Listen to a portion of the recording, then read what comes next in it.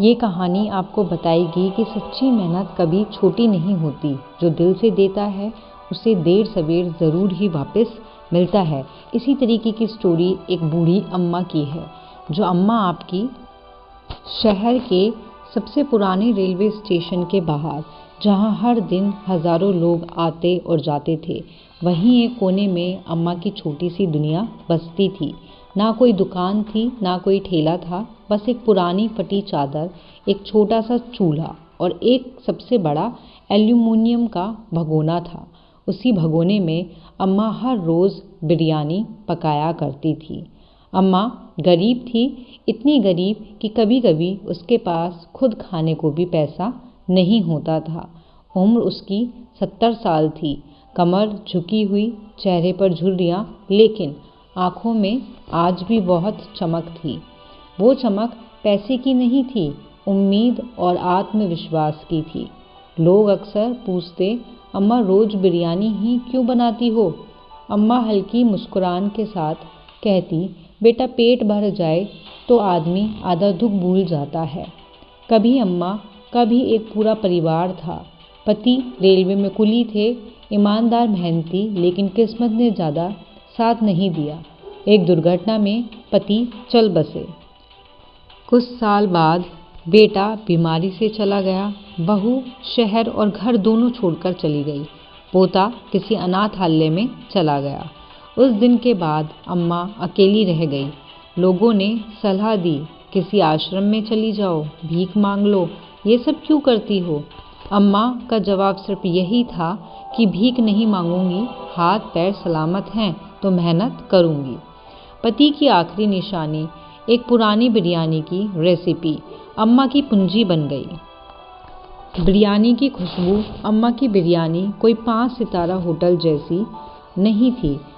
उसमें महंगे मसाले, ना फिर बड़ी मात्रा में मांस, लेकिन उसमें जो सबसे खास चीज़ होती थी वो होता था दिल से बनाया हुआ खाना। सुबह सुबह अम्मा सस्ती सब्जियां मंडी से लाती, बचा हुआ चावल मिल जाता, थोड़ा सा मसाला और कभी कभी किसी कसाई की दया से मिला हुआ सस्ता मांस। फिर चूल्हे पर बैठकर घंटों तक बिरयानी पकाती।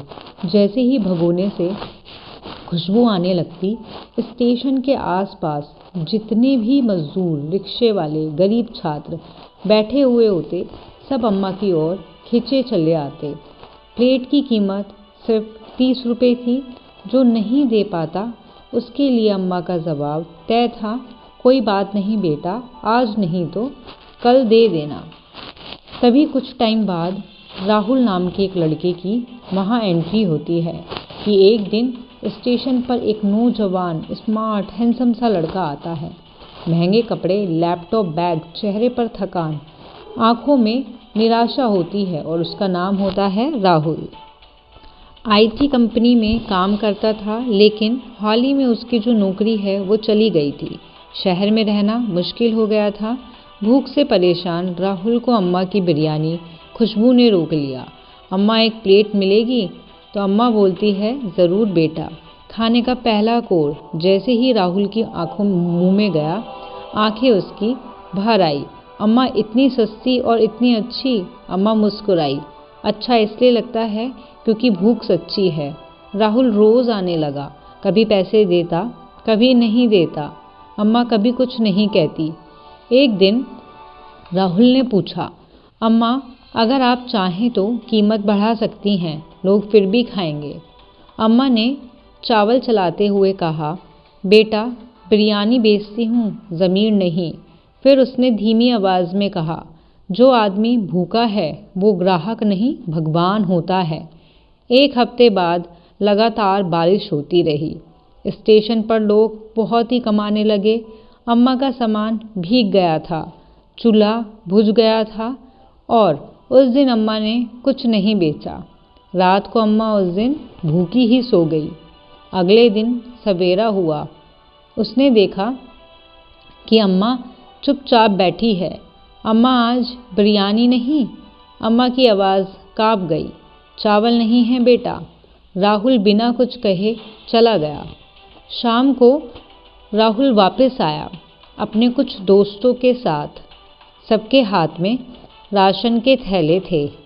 अम्मा ने ये सब देखा और अम्मा की आंखों से आंसू बहने लगे। इतना क्यों कर रहे हो बेटा? राहुल बोला, क्योंकि आपने कभी भूख से किसी को मना नहीं किया। अगले दिन सोशल मीडिया पर एक पोस्ट वायरल हुआ, स्टेशन की अम्मा की बिरयानी जो भूखे को मना नहीं करती। लोग आने लगे, कोई खाने के लिए, कोई मदद करने के लिए और कोई बस अम्मा को देखने के लिए। एक स्थानीय पत्रकार ने अम्मा का इंटरव्यू लिया। अम्मा, आप इतनी उम्र में क्यों मेहनत करती हैं? अम्मा बोली, क्योंकि मेहनत करने से इंसान गरीब रहता है, छोटा नहीं। तभी शहर के एनजीओ ने अम्मा को एक पक्का ठेला दिलवाया। नगर निगम ने जगह दी।